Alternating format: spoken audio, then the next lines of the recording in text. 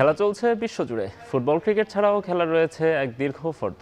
শুধু ফলাফল নয়, গত আজ এবং আগামীর খেলাকে প্রেস বক্স থেকে আমরা দেখতে চাই ভিন্ন চোখে। সেই দেখাটাই দেখতে পাবেন এখন মাঠে। সঙ্গে আছি আমি নোমান আব্দুল্লাহ। শুরুতে এক নজরে দেখে নেব ক্রীড়াঙ্গনের গুরুত্বপূর্ণ খবরাখবর। এক সপ্তাহ আগে আসর শেষ হয়ে গেলেও এখনও ক্রিকেটারদের পুরো পারিশ্রমিক শোধ করেনি বিপিএল এর 5টি ফ্র্যাঞ্চাইজি। একমাত্র দল হিসেবে শতভাগ পারিশ্রমিক শোধ করেছে চ্যাম্পিয়ন রাজশাহী ওয়ারিয়র্স। চেক জালিয়াতির শিকার হয়েছেন অন্তত দুটো দলের ক্রিকেটাররা। ঢাকা ক্যাপিটালসের ক্রিকেটাররা পেয়েছেন মাত্র 25% অর্থ, যদিও পারিশ্রমিক বকেয়ার বিষয়টিকে গুরুত্ব দিতে নারাজ বিসিবি।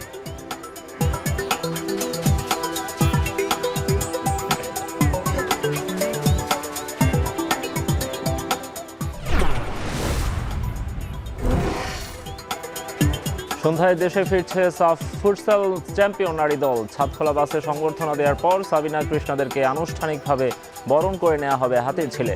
এদিকে উইমেন্স এশিয়ান কাপকে সামনে রেখে 28 সদস্যের প্রাথমিক দল ঘোষণা করেছেন coach Peter Butler.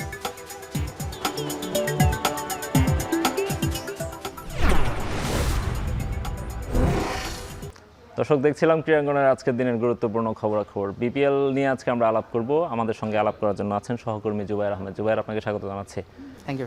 Zubair, BPL নিয়ে কথা বলতে গেলে আমার কাছে মনে হচ্ছে যে বিপিএলটা হচ্ছে অনেকটা যে রবীন্দ্রনাথ ঠাকুরের যে ছোট গল্পের সংজ্ঞাটা আছে না, শেষ হইয়াও হইল না শেষ।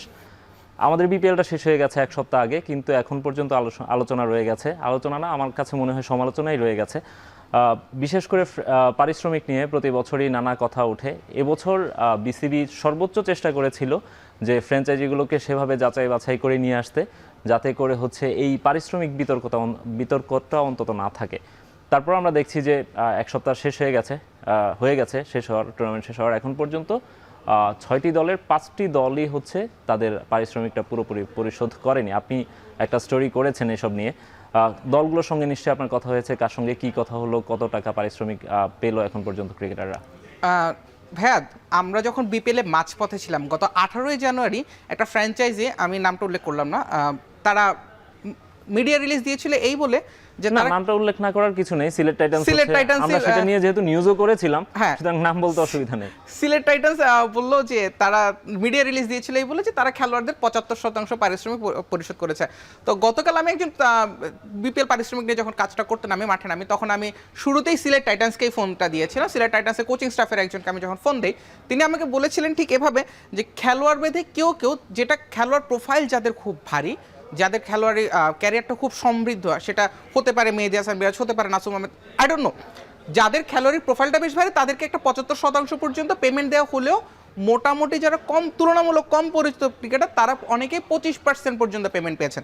তাদেরকে চেক দেওয়া হয়েছে, কিন্তু এই নির্দেশনাও দিয়ে দেওয়া হয়েছে চেকটা যেন ফেব্রুয়ারি 5 তারিখের আগে তারা উইথড্র করার জন্য ব্যাংকে যোগাযোগ না করেন।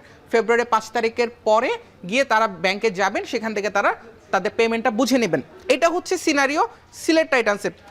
যদিও তারা মিডিয়া রিলিজ দিয়ে ফেলেছে 75% এবং সব ক্রিকেটারকে, এবং স্পষ্ট করে বলা হয়েছিল যে সব ক্রিকেটারকে 75%। একটা স্পষ্ট মিথ্যাচার সেই জায়গা থেকে আমরা দেখতে পাচ্ছি। যদি সেই কোচিং স্টাফের যিনি আমাকে সাথে কথা বলেছেন তার ভাষ্য যদি সত্য হয় তাহলে একটা মিথ্যাচার। কয়েকজন ক্রিকেটারের সঙ্গে আমার কথা হয়েছে জুবাইর, তারাও সেম কথাই বলেছেন যে সিলেটের ক্রিকেটারদেরকে যে 75% পেমেন্ট করা হয়েছে তারা দাবি করেছে সেটি আসলে সত্য নয়। তাই সেই ক্ষেত্রে কিন্তু একটা বড় ধরনের অস্বচ্ছতা কিন্তু রয়ে গিয়েছে। বিসিবির যে শুরু থেকে যে চেষ্টাটা ছিল যে পেমেন্ট ইস্যুতে এবারের বিপিএলটাকে তারা খুব সুন্দরভাবে শেষ করবে, সেটা কিন্তু হচ্ছে না। সিলেটের যদি আমরা এই কথাটা বলি, ঠিক একই কথা কিন্তু নোয়াখালীর ক্ষেত্রে প্রযোজ্য। পেসার মেহেদী হাসান রানার সঙ্গে আমি কথা হয়েছিল, তিনি আমাকে বলেছেন তিনি শতভাগ পেয়ে গিয়েছেন, আরও কয়েকজন শতভাগ পেয়েছেন। জাকের আলী অনেক, যিনি কিনা জাতীয় দলের ক্রিকেটার, তার 80 বা 70% পর্যন্ত ছিল। আর এর বাইরে অনেকেই 25% পেমেন্ট। আমি যেমনটা গতকালকে আমি ওপেনার হাবিবুর রহমান সোহানের সঙ্গে কথা হচ্ছিল, তিনি বলেছেন তিনি 25% পর্যন্ত পেমেন্ট পেয়েছেন, এবং তার গতকালই তার ব্যাংকে টাকাটা জমা হওয়ার কথা, কিন্তু তিনি জানেন না বা যে টাকাটা জমা হবে কিনা, তিনি এক ধরনের অনিশ্চয়তার মধ্যে আছেন। এটা হচ্ছে নোয়াখালীর ক্ষেত্রে যে জিনিসটা আমরা দেখলাম যে অন অ্যান্ড অফ তারা। এবং পরবর্তীতে আমি যখন বিপিএল গভর্নিং কাউন্সিলের যিনি সদস্য সচিব ইফতেখার রহমান মিঠু এবং বিসিবি পরিচালক, তার সঙ্গে যখন কথা বলতে চাই, তিনি আমাকে বলেছেন যে তারা রিচেক করে দেখেছেন যে নোয়াখালী এক্সপ্রেস থেকে দেশি ক্রিকেটাররা প্রায় 2 কোটি টাকা পায়। এটা শুধুমাত্র দেশি ক্রিকেটার। বিদেশি ক্রিকেটারের ক্ষেত্রে মেহেদী হাসান রানা এবং ইফতেখার রহমান মিঠু দুজনেরই ভাষ্য হচ্ছে বিদেশি ক্রিকেটারদেরও পেমেন্ট বাকি আছে। 75% পেমেন্ট যেটার কথা বলা হচ্ছে যে টুর্নামেন্ট শেষের আগে পরিশোধ করতে হবে, সেটা কিন্তু নোয়াখালী করতে পারেনি বেশিরভাগ ক্ষেত্রে।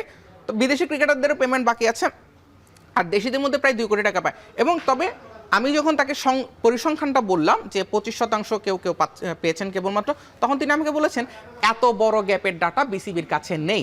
তার মানে হচ্ছে ফ্র্যাঞ্চাইজি কর্তৃপক্ষ নোয়াখালী এক্সপ্রেস বিসিবিকে যে ডাটাটা জমা দিয়েছিল বিসিবির আহ্বানের প্রেক্ষিতে, এবং ইফতেখার রহমান জামানত যেটিকে বলা হচ্ছে, যেটিকে বলা হচ্ছে, বা শুধুমাত্র সেটি না ভাই, যে লিস্টটা জমা দিয়েছে কোন প্লেয়ারের কত পেমেন্ট বাকি, এই ধরনের একটা তালিকা বিসিবি চেয়েছে ফ্র্যাঞ্চাইজিগুলোর কাছে, এবং তাতে সবার আগে রেসপন্স করেছে নোয়াখালী এক্সপ্রেস। তারা তাদের হিসেবে দেখিয়েছে 2 কোটি টাকা বাকি আছে দেশীয় ক্রিকেটারদের, কিন্তু 2 কোটি টাকা তো তারা জামানত দেয়নি। কিন্তু যে জিনিসটা হচ্ছে বিসিবির দাবি হচ্ছে তারা জামানত দিয়েছে 2 কোটি টাকা। এবং যদি আমাদের এখন টিভির যে আমাদের যে তথ্য সংগ্রহের যে প্রক্রিয়া সেটা যদি সত্যি হয়ে থাকে, তাহলে মূলত 2 কোটি টাকার বেশি বাকি আছে, যদি আমাদের এই তথ্যগুলো প্রাপ্ত তথ্যগুলো সত্য হয়। সুতরাং সব মিলে নোয়াখালী এক্সপ্রেস এবং সিলেট টাইটান্সের অবস্থা বেশ গোলমেলে। এর বাইরে আমি ঢাকা ক্যাপিটালসের সঙ্গে যখন কথা হচ্ছিল, ঢাকা ক্যাপিটালসের মুঠোফোনে কথা হচ্ছিল, ঢাকা ক্যাপিটালসের স্কোয়াডের খুবই সিনিয়র একজন ক্রিকেটার দেশের ক্রিকেটের সাপেক্ষে, তিনি যখন আমার সাথে কথা বলছিলেন, তিনি আমাকে বলেছেন যে তারা প্রত্যেকে 25% মতো পেমেন্ট পেয়েছেন বিপিএল এর মাঝপথে। শেষ দিকে এসে তাদেরকে একটা অ্যামাউন্ট তাদের ব্যাংক অ্যাকাউন্টে যোগ করা হয়, তবে সংখ্যাটা এতটাই নগণ্য যে সেটা কোনো পার্সেন্টেজের হিসেবে পড়ছে না। কেউ কেউ বলছেন যে দাবি করছেন যে এটা যদি পার্সেন্টেজের হিসাবে হয় তবে সেটা 27%-এর মতো কাভার করে, কিন্তু 75% থেকে অবশ্যই সেটা অনেকখানি দূরে, প্রায় 48%-এর একটা গ্যাপ রয়ে গেছে। সো ঢাকা ক্যাপিটালসের অবস্থা খুব একটা ভালো না। জুবের, আপনি 75% বলছেন, আমার কাছে আমি যেই নিয়মটা জানি ফ্র্যাঞ্চাইজি টুর্নামেন্টে, সেটি হচ্ছে আপনাকে হচ্ছে যখন কোনো ক্রিকেটারের সঙ্গে চুক্তি করা হয়, প্রথম ম্যাচে মাঠে নামার আগেই তাদেরকে 25% শোধ করে ফেলতে হবে, লিগ পর্বের আগেই তাদেরকে হচ্ছে 50%, এবং আমার মনে হয় টুর্নামেন্ট শেষ হওয়ার আগেই তাদেরকে 100% করে ফেলার কথা, অথবা সর্বোচ্চ 1 সপ্তাহ বা একটা টাইম ফ্রেম থাকে। আমি জানি না বিপিএল এর ক্ষেত্রে সেটা বিপিএল এ 15 দিন দেওয়া হচ্ছে, 15 দিন দেওয়া হয়েছে, এই 15 দিনের মধ্যে তাদেরকে 100% করে ফেলতে হবে। কিন্তু এখন পর্যন্ত কোন দল কত ভাগ পরিশোধ করেছে সেটির আমাদের কাছে একটা কার্ডও আছে, আমরা সেটি একটু দেখতে চাই যে কোন দল কত পার্সেন্ট হচ্ছে শোধ করেছে। সেটি করে তারপর আমরা আবার আলোচনা করতে পারবো। একই সঙ্গে আপনি বিসিবির সঙ্গেও কথা বলেছেন, সেটি নিয়েও আমরা আলোচনা করতে পারবো। তার আগে আমরা একটু দেখি কোন দলের ক্রিকেটাররা কত পার্সেন্ট পারিশ্রমিক পেয়েছেন। একমাত্র দল হিসেবে আমরা দেখতে পাচ্ছি যে দলটা চ্যাম্পিয়ন হয়েছে রাজশাহী ওয়ারিয়র্স, তারা শতভাগ করেছে। যদিও এখানেও কথা আছে শতভাগ করেছে এটি তারা দাবি করছে, তবে এখানে 2-1 ক্রিকেটারের নাকি কথা আছে, আমরা শুনেছি। রংপুর রাইডার্স 50% করেছে, প্রফেশনাল দল, তারপরেও তাদের কেন 50%, এটা নিয়েও নিশ্চয়ই কথা বলার সুযোগ আছে। সিলেট টাইটান্স হচ্ছে প্লেয়ার টু প্লেয়ার, আপনি যেটি বলছিলেন 25 থেকে 75%। ঢাকা ক্যাপিটালস 25% করেছে, কিন্তু সেটি এরপর তাদেরকে একটা অঙ্ক দেওয়া হয়েছে। নোয়াখালী এক্সপ্রেস 25 থেকে শতভাগ। চট্টগ্রাম রয়্যালস বিসিবির আন্ডারে যেহেতু তাদেরকে বিসিবি শোধ করবে, কিন্তু তাদের সঙ্গে কি বিসিবির কথা হয়েছে কিনা বা তারা কতটুকু শোধ করে পেয়েছেন? হাইবুল বাশার সুমন, টিম ডিরেক্টর চট্টগ্রাম রয়্যালসের, তিনি যেমনটা বলছিলেন যে বিসিবির কাছ থেকে পেমেন্ট প্রসেসটা একটু লেংথি, সেখানে একটা নির্দিষ্ট কাগজপত্রের মাধ্যমে হিসেব নিকেশটা করে পরবর্তীতে দেওয়া হয়। এখন টিভির সঙ্গে যখন চট্টগ্রাম রয়্যালসের যিনি সহকারী কোচ ছিলেন মুমিনুল হক, তার সঙ্গে যখন কথা হচ্ছিল, তিনি আমাদেরকে একই কথা বলেছেন, প্লেয়াররা ধীরে ধীরে টাকাটা পাচ্ছেন। চট্টগ্রাম রয়্যালসের প্লেয়াররা অন্তত নিশ্চিত তাদের পেমেন্টের বেলায় কোনো ধরনের সমস্যা তৈরি হচ্ছে না। বিসিবি যেহেতু দায়িত্ব নিচ্ছে, তবে এটা পেপার ওয়ার্ক যেহেতু সেটাতে একটু সময় লাগতে পারে। আমরা আশা করছি এবং বিসিবির সঙ্গে যেভাবে কথাবার্তাটা হয়েছে যে তারা সেই নির্ধারিত যে 15 দিনের যে টুর্নামেন্টের যে 15 দিনের যে টাইম স্লটটা দেওয়া হয়েছে সেই সময়ের মধ্যেই তাদেরকে পেমেন্টটা দিয়ে দেওয়া হবে। চট্টগ্রাম রয়্যালসটাই আমরা বলতে পারি মোটামুটি নিশ্চিত। রাজশাহী ওয়ারিয়র্সের প্লেয়ার ইয়াসির রাব্বি আমাকে যেমনটা বলছেন, তাদের সবাইকে শতভাগ দিয়ে দেওয়া হয়েছে। তারপরে 2-1 গুঞ্জন আসছে। রংপুর রাইডার্সের ক্ষেত্রে এই জিনিসটা বেশ শকিং যে রংপুর রাইডার্সকে আমরা ধরেই নিচ্ছিলাম রাজশাহীর আগমনের আগে টুর্নামেন্টের সবচেয়ে বেশি পেশাদার দল যাদেরকে বলা হয়। আমরা সেই 2013 সাল থেকে তাদেরকে বিপিএলে পেয়েছি, সবসময় দেখেছি তারা পেমেন্টের বেলায় অন্তত খুবই স্বচ্ছ। কিন্তু এবছর কোনো একটা কারণে তারা 50%, তাদের স্কোয়াডের একজন স্পিনারের সঙ্গে আমার কথা হচ্ছিল, 2জন স্পিনারের সাথে ইনফ্যাক্ট কথা হয়েছে। একজন বলেছেন তিনি পেমেন্ট সংক্রান্ত কোনো কথাই বলতে ইচ্ছুক নন। আমি জানি না কেন এই ধরনের মনোভাব, সেটা আমি আশা ফ্র্যাঞ্চাইজি থেকে তাদেরকে কোনো ধরনের বলা হতেই পারে, থাকতেই পারে। সেই ক্ষেত্রে বলা হচ্ছে তিনি ফ্র্যাঞ্চাইজির যে পেমেন্ট সিস্টেম আছে তিনি এই ধরনের কোনো কিছু জানেন না এবং তিনি এই ধরনের কথা বলতে আগ্রহী নন। আরেকজন স্পিনার তিনি নাম প্রকাশ না করার সত্ত্বে আমাকে বলেছেন যে 50% পেমেন্ট দেওয়া হয়েছে, বাকিটাও খুব দ্রুতই দিয়ে দেওয়া হবে বলে আশ্বাস আছে। তবে তাদেরকে কিন্তু কোনো ধরনের নির্দিষ্ট তারিখ দেওয়া হয়নি। এই জিনিসটা সবচেয়ে বেশি অ্যালার্মিং যে অন্যান্য দলগুলো অন্তত 5 ফেব্রুয়ারি 28 জানুয়ারি এই ধরনের একটা টাইম ফ্রেম দিল, রংপুর রাইডার্স এখন পর্যন্ত তাদের ক্রিকেটারদেরকে কোনো ধরনের টাইম ফ্রেম দেয়নি। এর বাইরে আমরা নোয়াখালীর যেমনটা দেখলাম, ঢাকার যেমনটা দেখলাম, সিলেটের যেমনটা দেখলাম, সব কিছু মিলিয়ে কিন্তু এবারে বিপিএল এর এখন পর্যন্ত পেমেন্ট সিস্টেমটা যেটা আমরা আশা করছি যে এক সপ্তাহ আরও একটা সপ্তাহ হাতে আছে, এই একটা সপ্তাহের মধ্যে সিনারিওটা চেঞ্জ হবে। আমরা যখন এই কথাগুলো বলছি সেই সিনারিওগুলো চেঞ্জ হবে আগামী এক সপ্তাহের মধ্যে, তবে সেটা কতটা বাস্তবসম্মত সেটা নিয়ে একটা শঙ্কা রয়ে যায়। রাইট জুবের, আমরা আপনার সঙ্গে আরও আলোচনা করব। দেখছেন এখন মাঠে। জুবের, আমরা যেই বিষয়টা নিয়ে আলোচনা করছিলাম, এখানে প্রতি বছরই তো এই সমস্যাটা দেখা দেয়। সেক্ষেত্রে বিসিবি কি করতে পারে? বিসিবি যেটি করতে পারে সেটি হচ্ছে তারা দলগুলোর কাছ থেকে আগে একটা জামানত নিয়ে নেয়। যদি দলগুলো প্লেয়ারদের পারিশ্রমিক শোধ করতে গড়িমসি করে, সেক্ষেত্রে ওই জামানতের অঙ্ক থেকে হচ্ছে তাদেরকে দেয়া হয়। আমরা এখন পর্যন্ত যতটুকু জেনেছি যে সিলেট টাইটান্স এবং হচ্ছে নোয়াখালী এক্সপ্রেস এবং ঢাকা ক্যাপিটালস, এই তিনটা দলের ক্রিকেটাররা হচ্ছে বিসিবির কাছে আবেদন করেছেন তাদের পারিশ্রমিক নিয়ে, এবং বিসিবি সে অনুযায়ী নিশ্চয়ই হিসাব নিকাশ করছে যে তাদের জামানত কত আছে, ক্রিকেটারদের কত পাওনা আছে, সেই হিসেবে নিশ্চয়ই তারা সেই পথে এগোবেন যদি ফ্র্যাঞ্চাইজির পক্ষ থেকে সাড়া না পাওয়া যায়। তবে এক্ষেত্রে জটিলতা সেটি হচ্ছে যে, যেমন ধরুন ঢাকা ক্যাপিটালস হচ্ছে যেই জামানতটা দিয়েছে এবং তারা ক্রিকেটারদের যে টাকাটা পরিশোধ করেছে, তাদের জামানত দিয়ে হচ্ছে ক্রিকেটারদের টাকাটা হচ্ছে শোধ করা যাবে না। সেক্ষেত্রে এই ক্রিকেটারগুলো কোথায় যাবেন? সেক্ষেত্রে যেটা পুরাতন নিয়ম, বিসিবির কাছ থেকে প্লেয়াররা পেমেন্ট বুঝে নেবেন।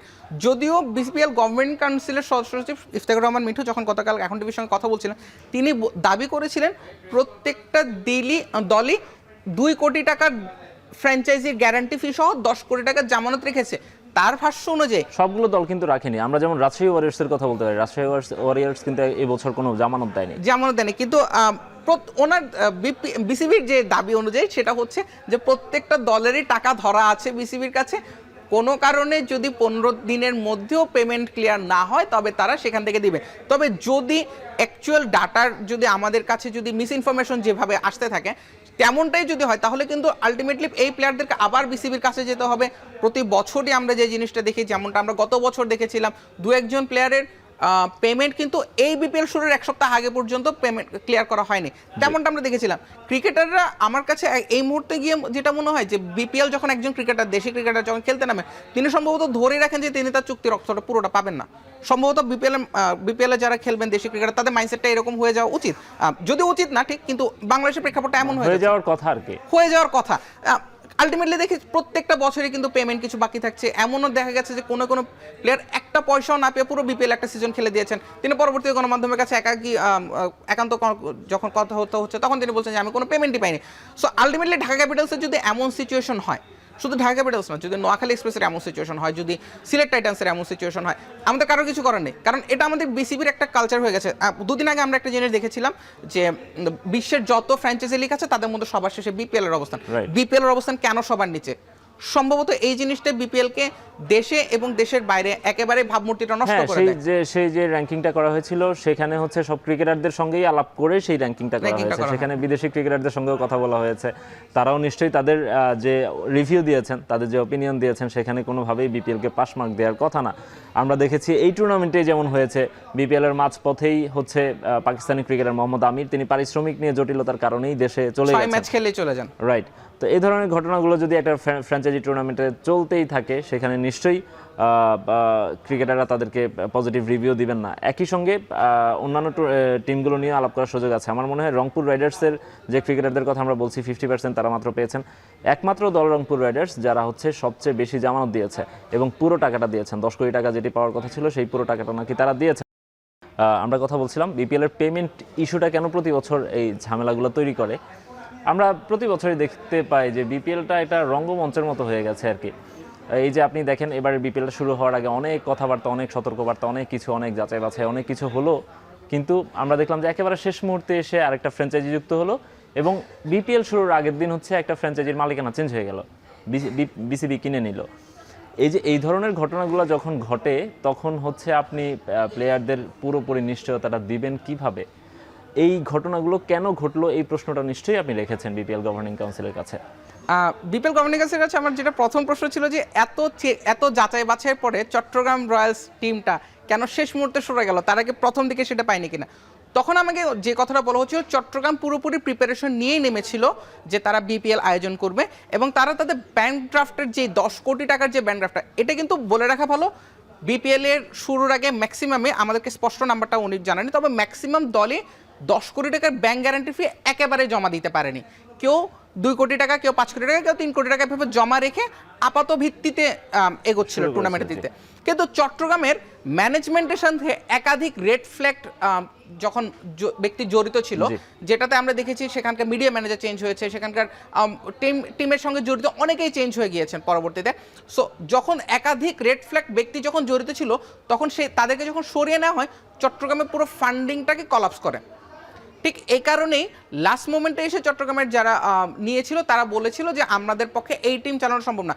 তার মানে চট্টগ্রামকে যখনই অনুমোদনটা দেওয়া হয়, সেই প্রক্রিয়ার মধ্যে একটা জটিলতা ছিল। কারণ আমরা জানি গত বিপিএল এর ফিক্সিং তদন্তে নিয়ে প্রায় 900 পৃষ্ঠার একটা প্রতিবেদন জমা পড়েছে বিসিবির কার্যালয়ে, এবং সেটা নিয়ে বিপিএল শুরুরও প্রায় 2 সপ্তাহ আগে বিসিবি যে টুর্নামেন্টের ডেডলাইন ঘোষণার যে প্রেস কনফারেন্স করেছিল, সেই প্রেস কনফারেন্সে কিন্তু একাধিক প্রশ্ন বিপিএল গভর্নিং কাউন্সিলকে সহ্য করতে হচ্ছে। তার মানে সেই 900 পৃষ্ঠার প্রতিবেদন আগেই জমা পড়েছিল। কিন্তু তারপরেও কেন বিসিবি এই ধরনের বিতর্কিত এবং একাধিক রেড ফ্ল্যাগ মেম্বার যাদেরকে আমরা বলছি, সে তাদেরকে নিয়ে গড়া একটা টিমকে কেন তারা অনুমতি দিল, সেটা নিয়ে বিসিবির কারো কাছ থেকে কিন্তু আমরা সদ উত্তর পাইনি। একই প্রসেস কিন্তু নোয়াখালীর ক্ষেত্রে চলে যায়। নোয়াখালীর ক্ষেত্রে যে জিনিসটা হয়েছিল, আমি প্রশ্ন করেছিলাম যে শেষ মুহূর্তে কেন নোয়াখালীকে যোগ করা হলো, তখন যে ভাষ্যটা ছিল যে 5টা টিম নিয়ে বিপিএল করতে গেলে শিডিউলের একটা খুব জটিলতা তৈরি হয়, যে কারণে প্রাথমিকভাবে যে 12টা কোম্পানি ফ্র্যাঞ্চাইজির জন্য আবেদন করেছিল, সেই 12টা কোম্পানির মধ্যে 5টাকে তো দল দিয়ে দেওয়া হয়, বাকি 7টা দলের কাছে আবারও যাওয়া হয় যে কারা অ্যাকচুয়ালি শেষ মুহূর্তে দল তৈরি করতে ইচ্ছুক। সেখান থেকে একটা দলকে দেওয়া হয় নোয়াখালীর দায়িত্ব, এবং পরবর্তীতে নোয়াখালীকে ঠিক সেভাবে অনেকটা তড়িঘড়ি করেই বিপিএল এর মধ্যে যুক্ত করা হয়। সুতরাং চট্টগ্রাম এবং নোয়াখালীর দুটো দলের ক্ষেত্রে আমরা দেখলাম যে বিসিবির যেই আমরা যেটাকে হোমওয়ার্ক বলি, যেটাকে আমরা বলি যে টুর্নামেন্টের প্রাক প্রস্তুতির যে ব্যাপারটা থাকে, সেখানে একটা লম্বা ঘাটতি কিন্তু বিসিবির ছিল এই দুটো দলের ক্ষেত্রে। অন্তত বিসিবির এই পরিকল্পনা থাকা উচিত ছিল যে 5টা দল নিয়ে টুর্নামেন্ট করলে কী ধরনের জটিলতা হতে পারে, 6টা বা 7টা দল থাকলে কি, এই সুবিধাগুলো নিয়ে যদি বিসিবি আরও আগে থেকে একটু হোমওয়ার্ক করতো, তাহলে হয়তো বা এই ধরনের জটিলতাগুলো এড়ানো যেত। রাইট। আরেকটা ফ্র্যাঞ্চাইজিকে নিয়ে আমরা দেখেছি যে নানা রকম কথা উঠেছে, সিলেট টাইটান্স। তাদের মালিককে আমরা দেখেছি, মালিক একজন, টুর্নামেন্টের মাঝপথে দেখলাম হাজির হয়ে গেলেন আরও একজন।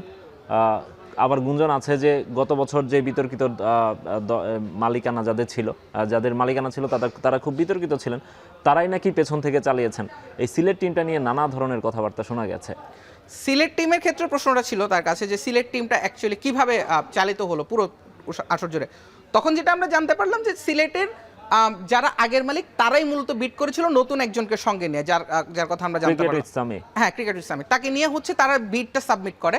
কিন্তু পরবর্তীতে দেখা গেল কি যে যখন আমরা জিজ্ঞেস করলাম যে কেন এই টিমটাকে দেওয়া হলো, তারা তো আগে ছিল, বিসিবির ভাষ্য অনুযায়ী যে তারা টিম পরিচালনার জন্য, যেহেতু তারা পূর্বের অভিজ্ঞতা সম্পন্ন, সেই ভিত্তিতে তারা প্রত্যেকটাতে বিসিবির ইন্টারনাল যে বিপিএল এর ইন্টারনাল যে মিটিংগুলো হয়, সেখানে প্রত্যেকটাতে তারা গ্রিন টিক পেয়ে যায়।